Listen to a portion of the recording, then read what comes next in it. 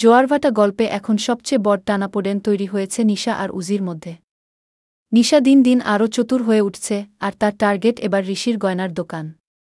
সে এমন এক পরিকল্পনায় নেমেছে যেটা শুধু ঋষির জীবনেই, পুরো পরিবারের সম্পর্কেও ভয়ঙ্কর প্রভাব ফেলতে পারে।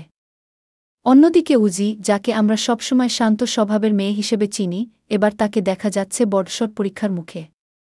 হরিপ্রসাদের শেষকৃত্যে দুই বোন একসাথে থাকলেও ভেতরে ভেতরে বিরাট ঝড় তৈরি হয়েছে।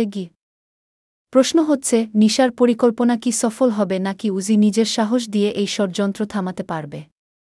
এপিসোডের একেবারে শেষ মুহূর্তে এমন এক সিদ্ধান্ত নেওয়া হবে যা জোয়ার ভাটার গল্পকে পুরোপুরি বদলে দেবে।